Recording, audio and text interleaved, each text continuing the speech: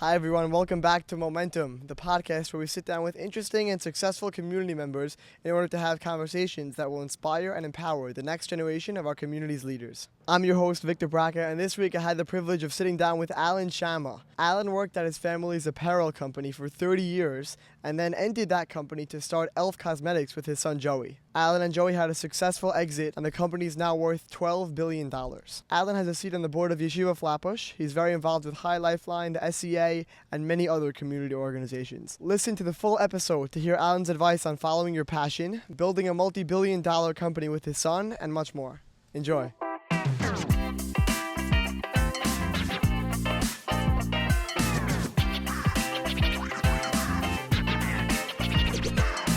Alan Shamah, thank you for coming on the podcast. You're welcome. I'm excited to have you. It's gonna be a good conversation. So, I know there's a lot to learn from you in terms of business, community involvement, really everything. I want to start from the beginning. How did you get your start? And were you always entrepreneurial?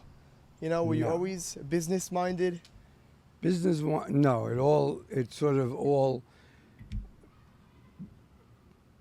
happened. Later in life? Over time, it all basically started when I was 16, and my father passed away, so I took his job in my uncle's company, and that's when I started to really get involved in business, and it was a very long journey through that time, and then I went to work for another uncle.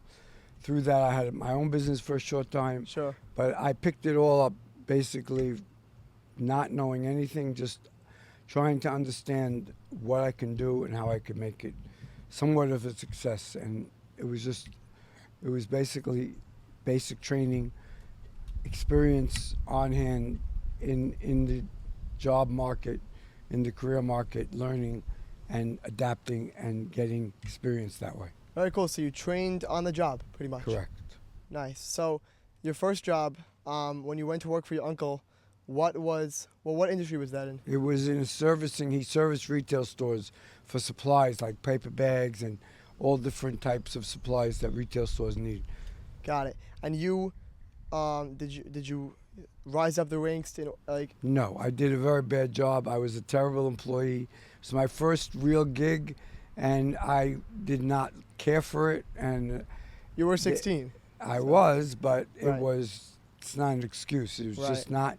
I had none of the basic fundamentals that I developed later, as far as passion, a drive, and a determination to make a success. All those I learned over time, and Sure. those were the factors that helped me become a success later in life. Got it. So, all of the aspects of your experience that were business, you really learned by doing. Correct. Very nice. So, that was your first job. You didn't really care for it. You didn't love it so much. And Your I second was job, terrible. you were terrible. Your second job by your other uncle. Tell me about that a little bit. So that was the beginning of my real career. I was a salesman for basically a startup in the apparel business. My uncle had started this division with a couple of partners, Alan Manidja, Solomon Dan, and I worked for them. And I was very driven. I really enjoyed it. I knew a lot from my previous experience as far as where to sell, who to sell. So I was able to really develop skills and become a major factor in their business. After a few years, I became a partner, evolved to me owning the company 100% over time for many different reasons that I'd take forever to go through. But Very cool. it was really a very great journey for me to learn a lot, to really develop who I am today, and to become a successful individual through it. Very cool. So, that second job was sort of your start, into the business world. Correct. And you eventually went on to take over that company. Correct. But it was a buyout a couple of times, and unfortunately, I bought my partnership with my partner. He soon passed away from cancer, so I bought his shares, and then I had the whole company for Got an it. amount of time. And obviously, you got your whole, pretty much all of your business, your fundamental business experience you got while working there. But tell me a little bit more about that. What specific things did you learn at that company when you were working there in the early years? I really learned how business works, how to, what how to make a success out of something that's developing, and really understanding a goal and how am I going to achieve the goal through hard work and really a passion for success. And that's how I was able to succeed. Very cool. Nice. Yeah, I like the idea of, you joined the company, not necessarily by choice, I mean, like, it was your first job, it was your first real job, right? And you were put into it, and you ended up, rising the ranks and taking it over. That's very cool. So after that, what's things looking like for you?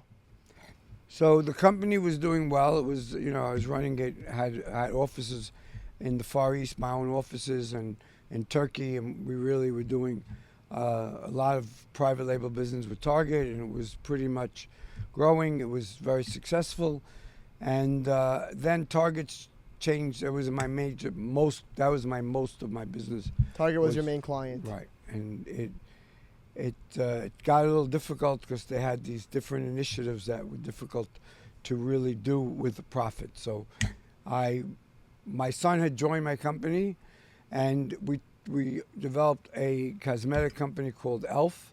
It really had a different strategy that he was interested in, so I decided that we would do it, and I was still running my sportswear company, and things just I saw the writing on the wall with the sportswear company.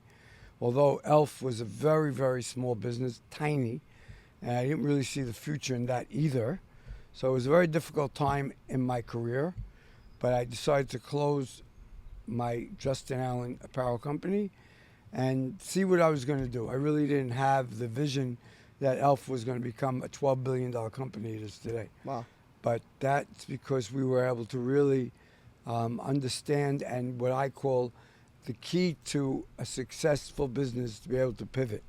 So through growing the business and seeing different ways and different opportunities, my son added a lot of his education through his college. He went to NYU Stern. He brought a lot to the table in respect to how businesses need to be run in this day and age. And we really were able to revolutionize the cosmetic business and really grow something from nothing and really keep moving and keep changing to become what the company is today. It's still a tremendous company. It's really the foundation we built, and it's still working off the foundation. Not to say that they've done a lot with social media and advertising and marketing and all things that we did not do, but basic fundamental of the business is really what we've created from the very beginning. I love it. Yeah, I want to hone in especially on when you're in the apparel industry. We're gonna get to e.l.f. That's a whole nother podcast episode in and of itself. Probably is. But so when you were still in the apparel industry, you were in the industry for a while. 30 I'm sure years. 30 years.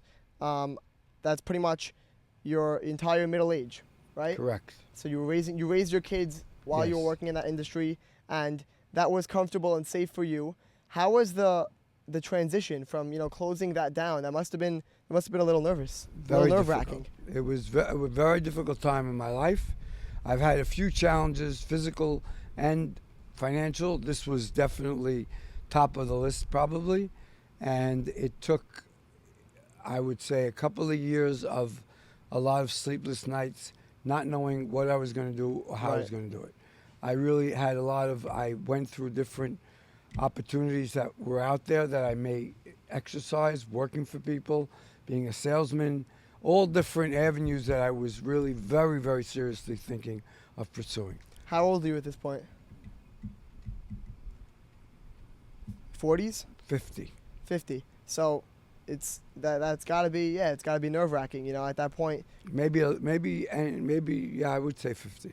Got it. So did you still have kids in school at that point, or? Yes. Yeah, so that's difficult, ending the company you've been working on for 30 years, closing that down. It was a very difficult decision to make. I really saw the writing on the wall. I don't think many people would have made that decision. Right. It was still making money.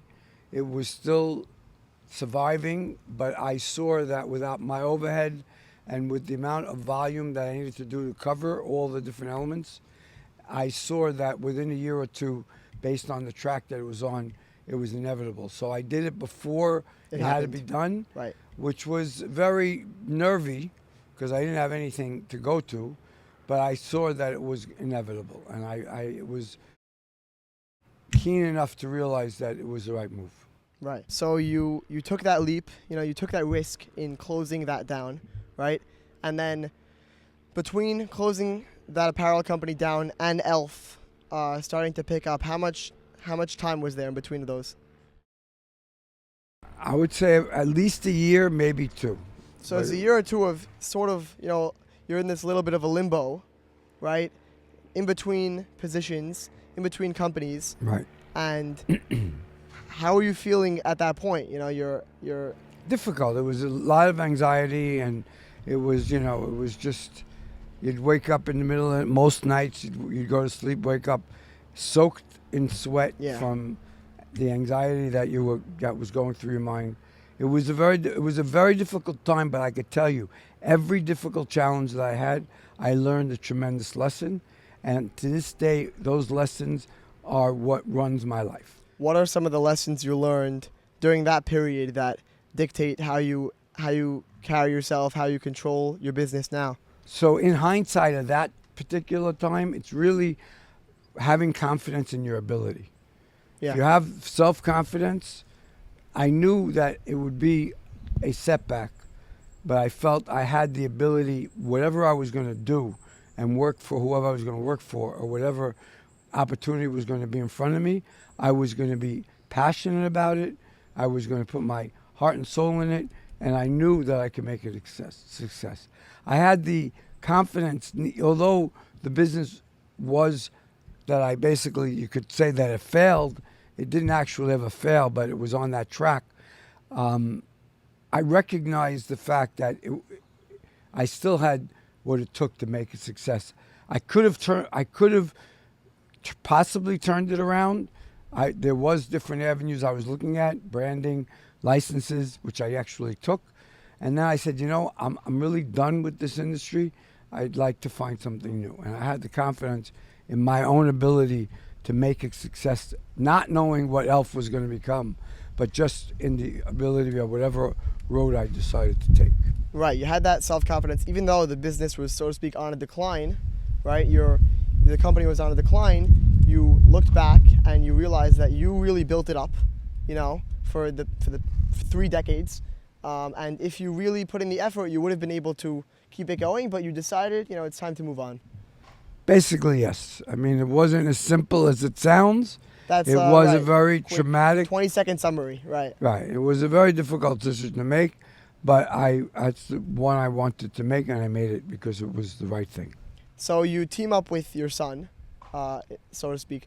Joey is in NYU at this point. No, he's actually graduated, and we're working together when that whole transpired. Got it. Okay, so this whole thing transpires, and Joey graduated college. You guys are working together, and how does e.l.f. come to be? So a gentleman came to us, this guy who had a concept, a strategy for the cosmetic world, and we sort of said, okay, it makes sense, it sounds good. I'm not going to get into strategy, it's quite lengthy, but so we decided to start with it and go with it while I was still running my apparel business. So Joey headed that, and it was, again, we hit a lot of roadblocks. It didn't look like it was going to ever become anything. But you kept going. But we were still in it, but Right. we weren't that confident that we had the right formula, and that's when we realized, and a very good lesson also, is that in any business that you're in, your plan is always has to be flexible.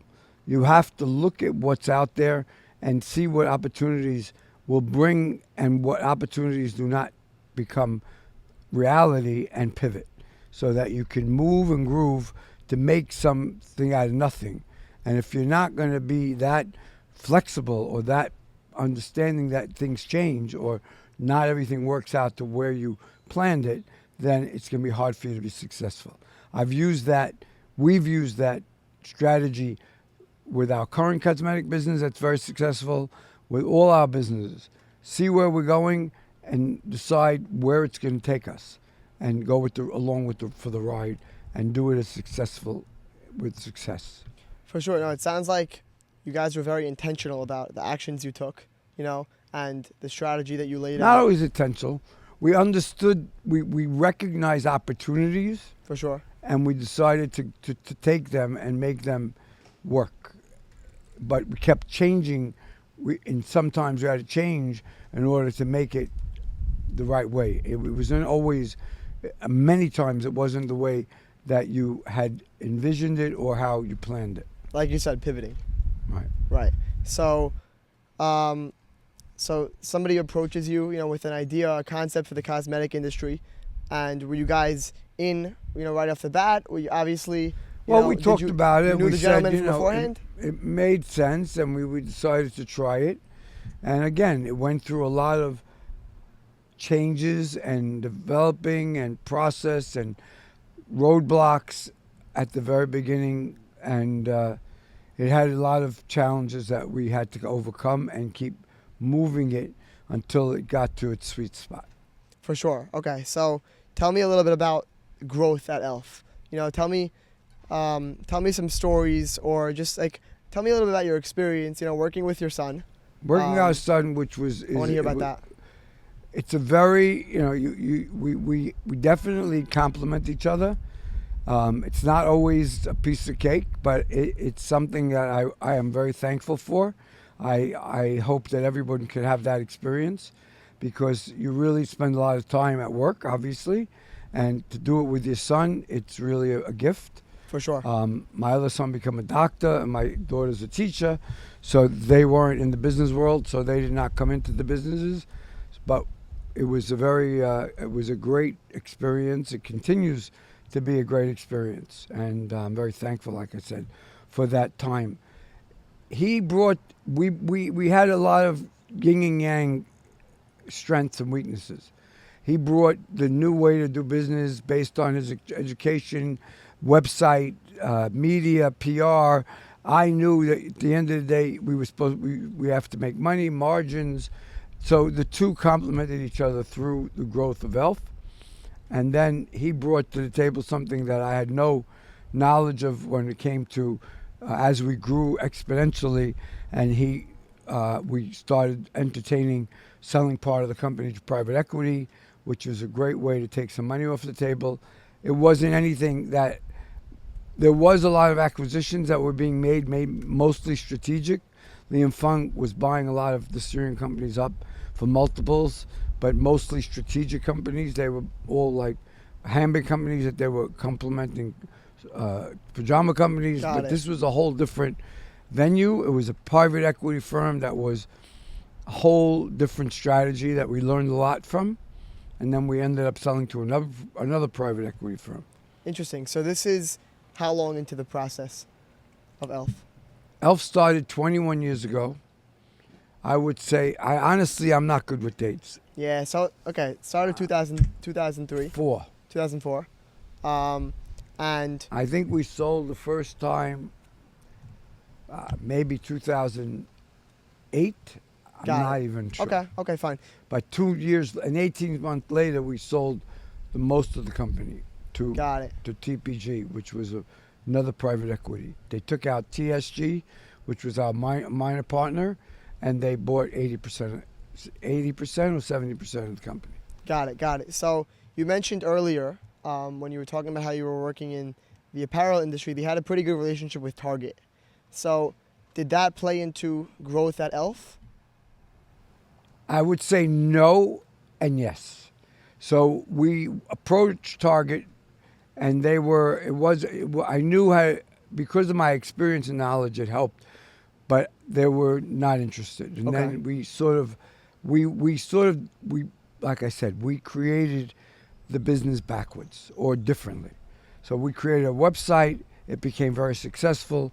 So that was our entree into retail. Instead of retail to D2C, was D2C to retail. Got it. Which today is the way it goes, but it wasn't that then. Right. So Target started small. We got some great opportunities. We were able to build on it.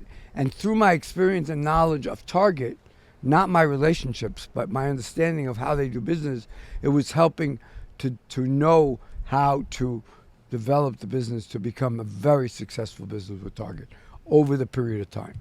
Got it. So it wasn't, like you said, it wasn't just your relationship with Target. It was also what you learned about, how they work and how the industry works from those decades of experience. You're doing mainly D2C, right?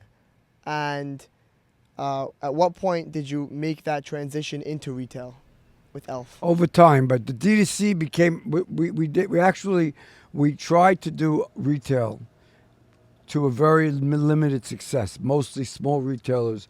So we did a lot of press. We got a lot of editorials with magazines and also different websites.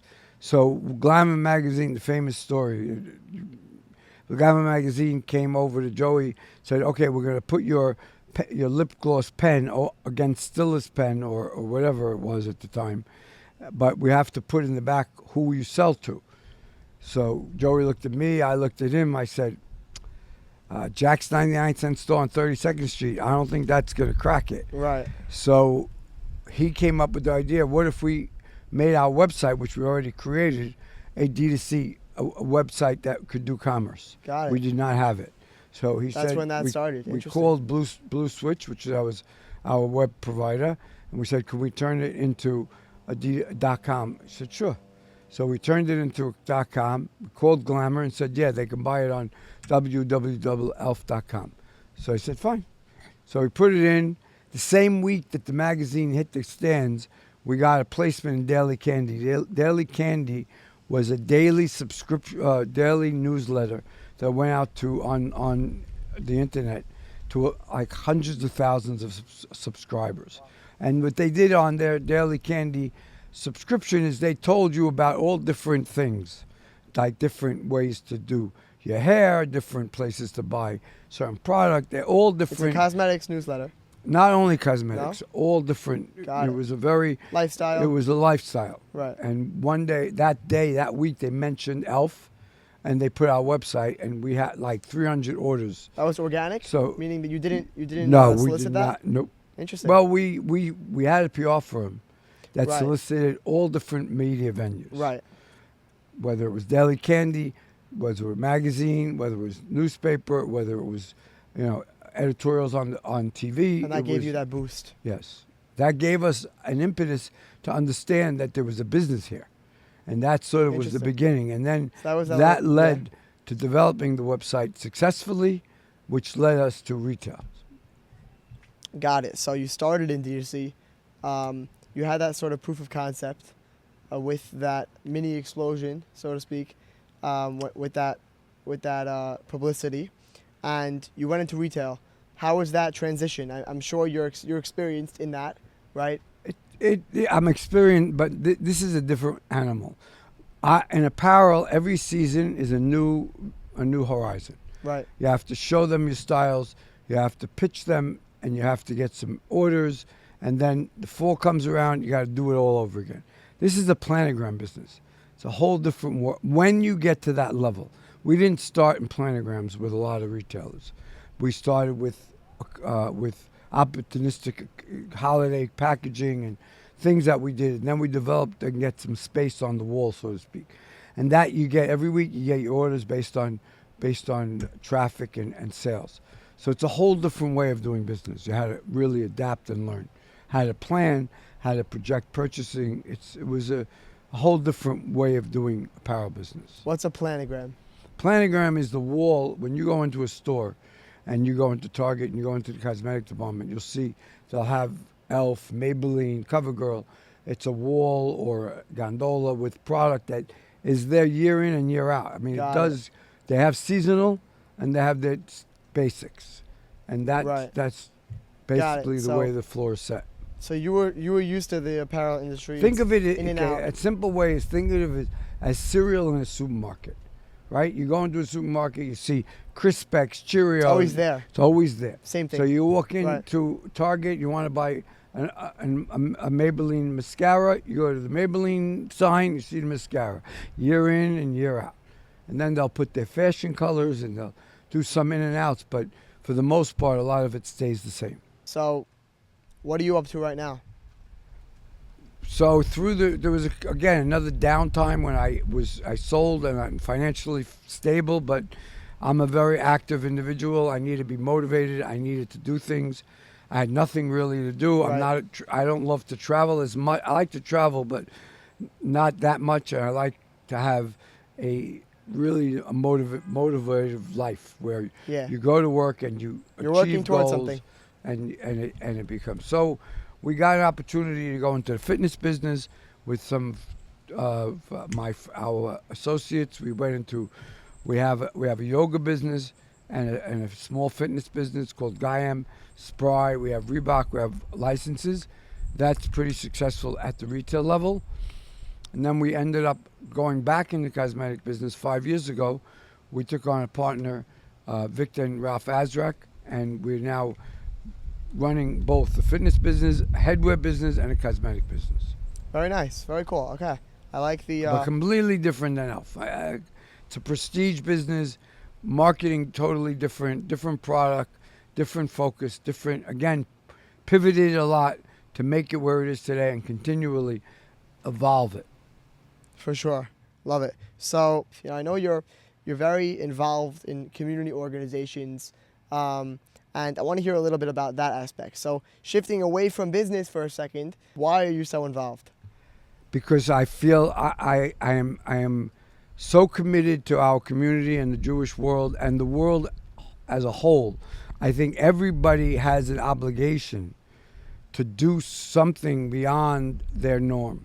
Or maybe that's not the right way to put it. I think that we all have an obligation to get involved and find something that you can have a passion for. So I had a community in Manhattan Beach that I was very involved in the shul. We grew the shul. We built the shul in Manhattan Beach, Sephardic shul. We were very, very successful. It was a great accomplishment. It took a lot of work from a lot of the core community people, the Lebozes, the Moshes, all the Dweeks. They were dedicated, and it was a very rewarding process. We built the community, and I think Manhattan Beach is a great place to live. I ended up moving out for whatever reasons, but that was my first involvement. The second involvement was in the Yeshiva Flatbush, I would say.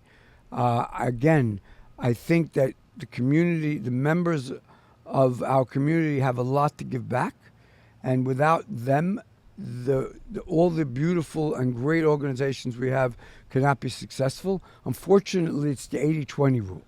20% of our community members get involved and do 80% of the work, which should not be, but it is. Right. So I think that more people should understand that it's the obligation to get involved in community members. So one of them was my shul in Manhattan Beach. The other one was, I'm still a board member.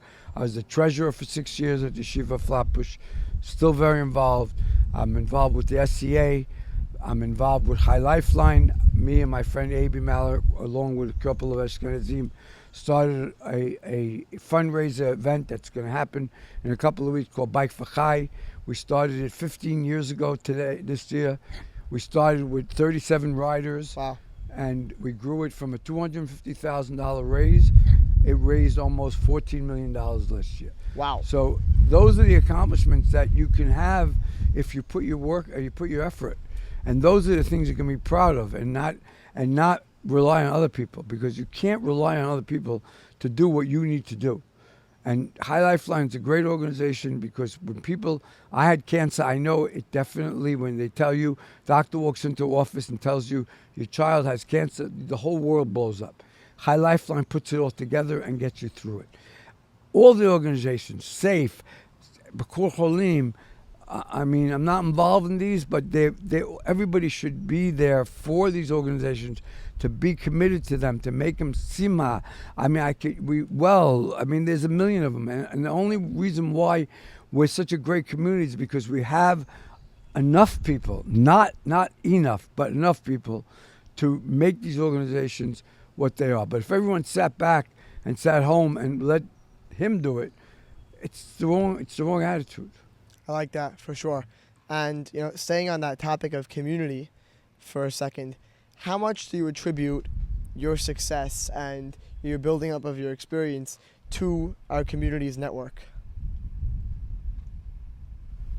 I think that the community, through my challenge of 16 and growing through it, has been a tremendous support system on every level.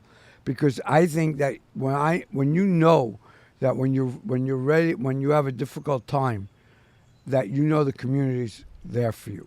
Whether it's there for MedStar when you God forbid suffering with cancer, or when you need help through Bikur Chalin, or training, career training, or whatever you need. So having that at your fingertips, so to speak, it gives you a way to build your confidence and go out and become a success. I think a lot of the successful business people in our community I attribute it to the way the community runs and the way it's there for you. So you can build your own self-esteem. 100%. Yeah, 100%. So staying on that note of community and sticking into the community, when you were at your second job, right, working for your uncle, what are some things that you did back then that put you ahead and accelerated your progress to end up where you are today? There's not one thing I could attribute. There's never one thing, yeah. It was just that as my passion was fueled and my determination had really forefront in my understanding of what I wanted to become, I used my effort and my understanding and knowledge to be successful. I can't really pinpoint on one particular issue or thing. I just think that if there's a will, there's a way. That's my motto. I always teach it to my children and my grandchildren, and that's what you have to do. You have to be determined, and you got to go out and get it done. I want you to tell me about a couple, whatever you can think of on the spot, but a couple of setbacks, hardships you had during your career. So it could be at e.l.f., it could be when you were in the apparel industry, and it doesn't have to be specific, but things you learned from them, Look, one day I got up. We had a huge program at Target, and we were doing it in Cambodia. July 3rd it was, and we had all the fabric in the factories. Sure. And they had a coup, and everything it all exploded. But Target could care less. These are all polar fleece. I had to figure out how to redo it, make it in Hong Kong, make it here, fly it in, lose money. But those are challenges that you have to figure out how to, like I said, the word pivot, or get through the best you can make it, and realize how it's going to teach you a lesson going forward. What did you end up doing with the product? I ended up getting whatever I can get and deliver what I could deliver. It was, I got most of it, and it definitely was a losing experience financially, but Right. At least I supported the customer. And you ended up learning from that as well. Exactly. I learned from, I had a bout of cancer. I learned a tremendous lesson there. I had a very, very bad case of COVID. I got stronger from it.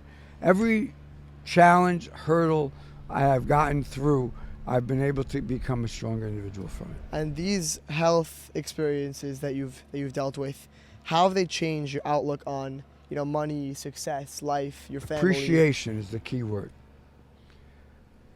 I appreciate everything, every day, every moment, everything I have.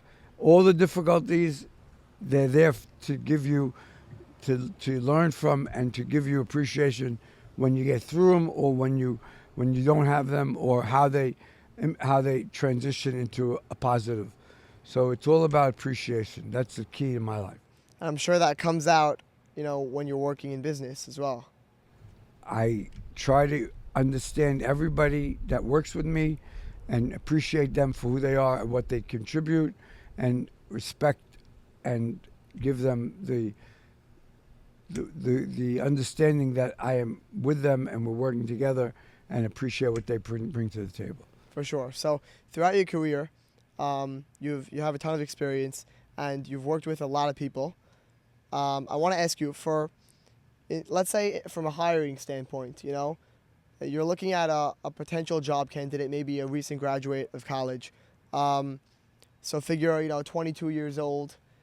What might a person of that age have done to put themselves ahead, to stand out to you on a job application, in an interview, in order to get a job, for example?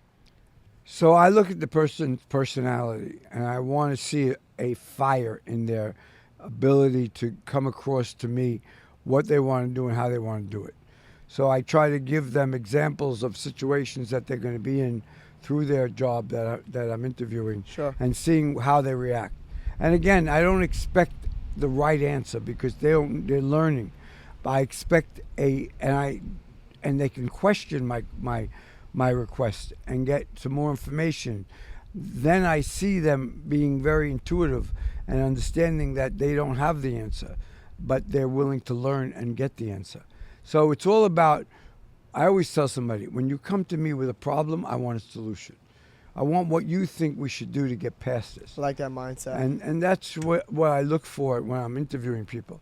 People that are going to come to me with a solution to a challenge, or will work together finding it, just not throwing it on my lap. And it's sometimes you pick people that you believe have that ability and they don't. Sometimes you don't hire people that have that ability because they don't have the personality or the outwardness to do it. So it's a challenge. For sure. It sounds like you guys are constantly iterating. You try things and you see what works, and you go from there. You learn from those You experiences. always have to learn and react.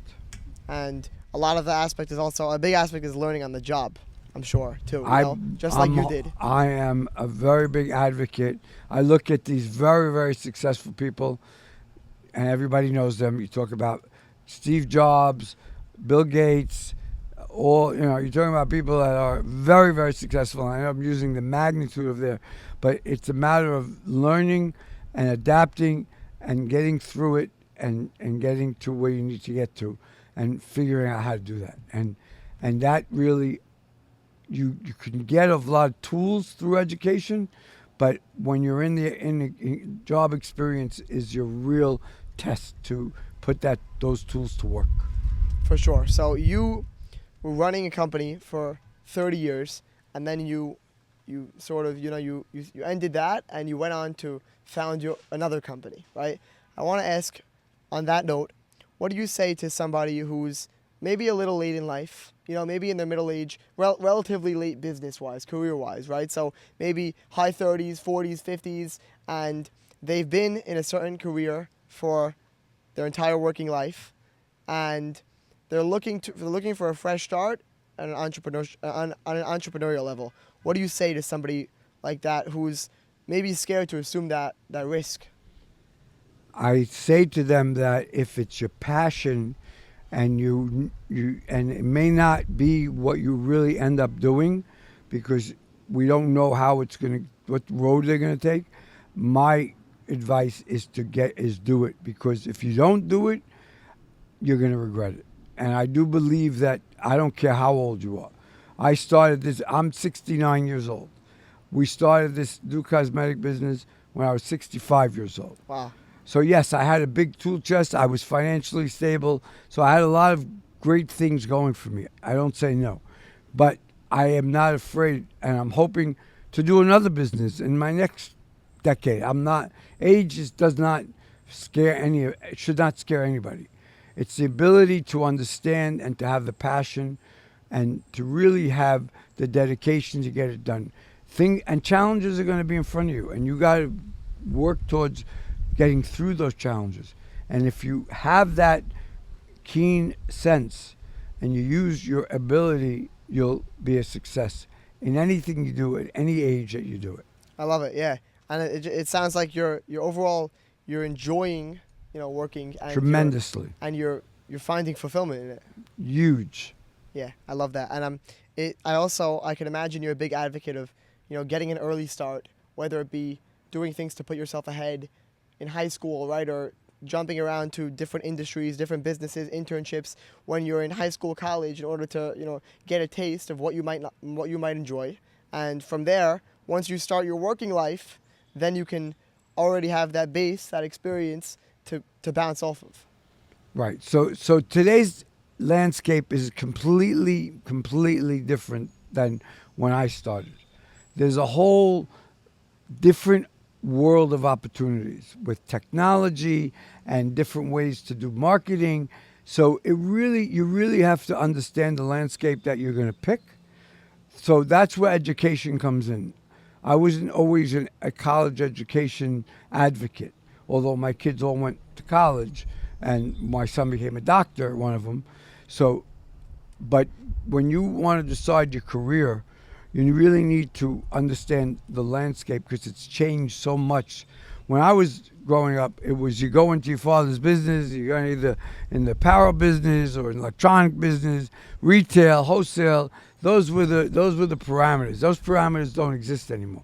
They're still there, and there's some very successful apparel companies, some successful retailers, but for the most part, the world is much bigger and it's much more complex. And you need to understand a lot of it, whichever track you take, and figure out how you can make it success through that track. It's much more difficult. And you think that, figuring that out is the best way to do that is through education? I think education it's not the best way. Experience is the best way. Yeah. But education can give you the opportunity. Let's say you pick finance. You're not going to get a job at J.P. Morgan unless you have an education. So if that's your goal, then you got to take the right, career move, which is get a great education, do very well in college, and then you can apply to a finance position that can give you the opportunity, whether it's the beginning of a financial career or not, it gives you that experience. If you want to do technology, again, you have to learn the techniques, the different ways. If you do marketing, so college could be one of those tools, but there's other tools of experience that you may not need college. It all depends on what you want to do. For sure. And so going back to the entrepreneurial aspect of it, in the sort of a lesson that you might have taken from the early days of e.l.f. How did you had built up those relationships from working in the apparel industry for a couple of decades, but besides for that, how did you stand out as a cosmetics company, in the industry? There are a lot of cosmetics companies. How did you guys set yourselves apart? So it was really a transition on where we started to how we got where it is today. And it was really about pivoting, again, I use that word over and over again, to seeing where there was opportunities in the landscape and not to go with the norm. So I used my apparel philosophy together with the cosmetic world of what it was, and I did not go along the cosmetic route. We went along the apparel route. Fast turn, come to market. We had D2C, so we didn't need the retailers reset. We used all those elements to become a new world cosmetic company, which today is the real norm, but at that time it wasn't. So Right. It's really about understanding opportunity and making it happen. And it sounds like you had to act fairly quickly Yes. with these things. Right. So tell me a little bit about that, because you came from the apparel industry. Right. So Which- apparel industry was going through what they call a quick turn. You ship them a T-shirt in and it starts to sell. You got to get back into it. You got to have the sourcing capabilities to quick turn, because everything was quick turn. So I took that philosophy to cosmetics. What's happening out there? So one example was that Bare Essentials was coming out or exploding with mineral makeup, whatever it happens to be, natural, yada yada. Sure. And we decided that we want to get on the bandwagon for the value customer. Within 2 months, we had a product. Wow. Within 4 months, we were selling it, and we used the apparel education. You go to L'Oreal, let's say. Their calendar is 24 to 36 months. They have an idea, it doesn't come to market for 2 years. Maybe it's changed now, but that was it then. Our philosophy, you have an idea, you come to market in 3 months. What allowed you to be that way? Because Well, I'm sure L'Oreal wants to be as quick No, as they you. don't. No? They don't think that way. Interesting. Now they do. Right. Back then, It wasn't No. part of their DNA. interesting. Do you think it was it was because you guys were a newer, smaller, more Yes. innovative company? Yes, and we had resources that thought that way because we were doing business mostly in China. Got it. I want to hear a little bit about what you learned from the private equity executives that were put in, because you had already been in business for, for 40 years, 35 years at that point, and you mentioned that you learned a lot. What specific things did you learn? Were there sort of business school type of things that you learned, or was it more like, I want to hear about that? Okay, so we learned structure, where you have everything set in goals and everything, and it changes. I don't say no, but at least you have a plan going in. Talent was the second thing. With talent, like the CEO right now of e.l.f. is an amazing, Tarang Amin is an amazing individual. He's done things that, like for instance, he was in charge of at one point for a charcoal, the main charcoal, grill. Forget the name of the brand. It's Sure. the brand that everyone uses. Okay. And he was involved, and he was in the marketing end, and he came up with an idea. How do you grow that business? How do you grow the business? He came up with an idea. The more places in the store that charcoal was displayed, the more business you were going to do. And it revolutionized that business. He grew the business exponentially. He grew a lot of business, Bounty, this. Talent is really a key to success. So you got to recognize talent and structure and planning and all those things that a lot of the companies today don't necessarily have, in the smaller companies, I should say. Got it. And that second larger PE buyout, you guys stayed at the company after that? For 2 years. For 2 years. And how was that experience? Because Great. you go from, really interesting. I mean, I'm sure it was great, but I want to hear a little bit about that, because you go from owning the company, essentially, right, to being owned, and are you all of a sudden on salary? Like, how does it work? Well, yes, you are, and but we had equity, and Right. but it was really about. It wasn't necessarily about that you would, that you were degraded. You were not degraded. They were very Respectful. supportive Right.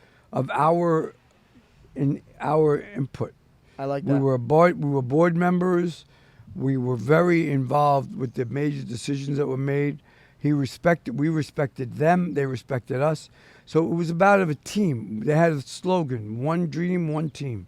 We were part of that, and we didn't feel at all demoralized or degraded. We felt like we were part of how we were going to grow the company and take it to the next That's nice. level. That's great. Yeah, it's great to hear, a positive story about that. About how like a PE buyout turned into good relationships, and Still today. yeah, that's amazing.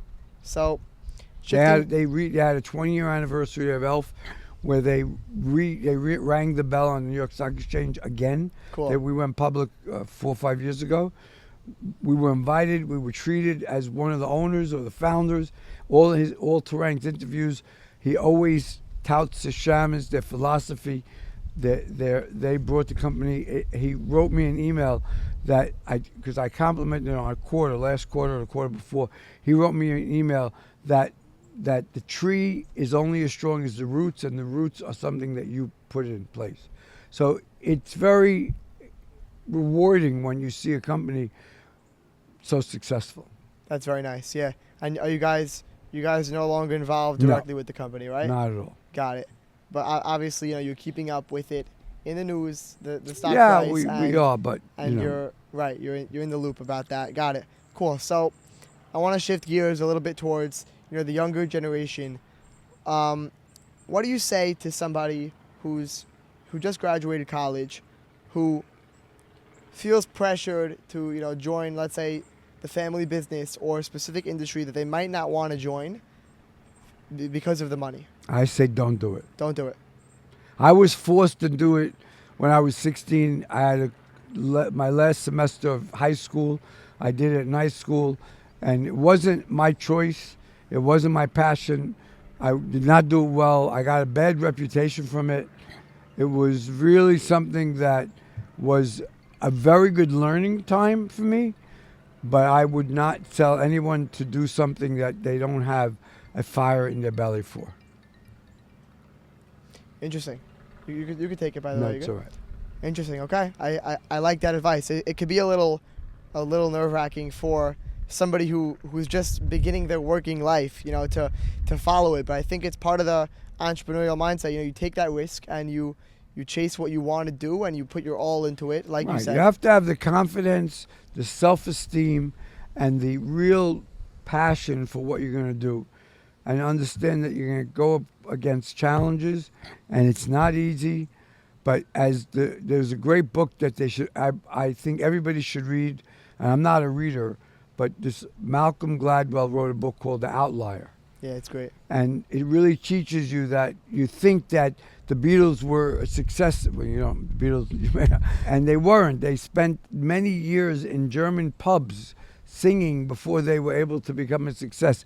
Same thing with so many people that you think are overnight successes that have gone through a lot of trials and tribulations to become what they became.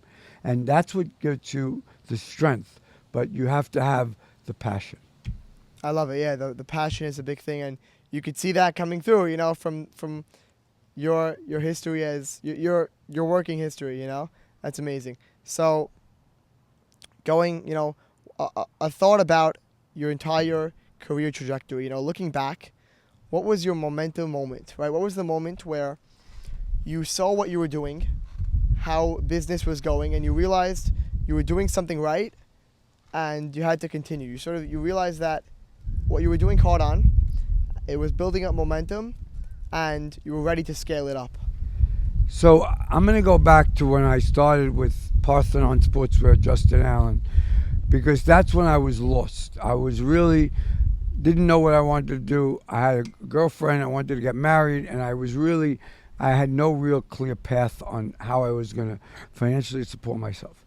So I started working for them as a sales rep, and selling from them and using my understanding of the retail environment, local markets. And I realized that if I put my mind to it and use my resources, what I know, I could become a successful salesman and make money. And that's when I realized that you needed a goal, a passion, and getting success out of something you do made you feel good. And through that experience, I was able to use that throughout my career. I love that. Yeah, and like you said, you took that lesson that you learned then, from that experience, and that carried over, I'm sure, into e.l.f., into instilling your children and grandchildren with those values. Yes, it's one. My philosophy is that you have to be very diligent, hardworking, use your passion, and drive yourself to become a success. You're not going to wake up and it's not going to be handed to you, because if it's handed to you, which in certain cases it is, you don't appreciate it, and if you're not going to appreciate it, it's hard to be a success at it. For sure. Looking back at your whole story, being put into work at a young age and getting the hang of it pretty quickly, rising up the ranks in that company. You ended up closing it down, but you went on to found e.l.f. with your son, and even now, you guys are working on more brands. I'm sure there's more that we can expect from you in the future. Yes. And go on. We have a very successful couple of businesses that are growing exponentially. I love my partners. I have different sets of partners for different businesses. I have such respect for all of them. I'm involved on the level that I want to be. I think it's a great place, and I'm using all my strategic experiences to grow and to be important to the businesses because of my experience. I love it. There's a lot to learn. So thank you for coming on. It's been a pleasure, and looking forward to keeping in touch. Thank you for having me. All right, you made it to the end, which means you watched the entire thing all the way through. Thank you so much for watching. I really hope you enjoyed the conversation. We put out a new episode every week on Friday, so stay tuned for next week's episode. We've done a bunch of episodes so far, interviewing people who have started their own small businesses in the community, who have run their families' businesses for a while, who have started their own companies in industries like food, real estate, wholesale, finance. We have it all. Please check out our other episodes. I'm sure you're going to love them. Let me know what you thought about this episode. Leave a comment. Please text me, message on Instagram. I would love to hear from you. Please also make sure to like or follow us on Instagram, on Spotify, YouTube, wherever you're watching or listening. Thank you so much. Until next time.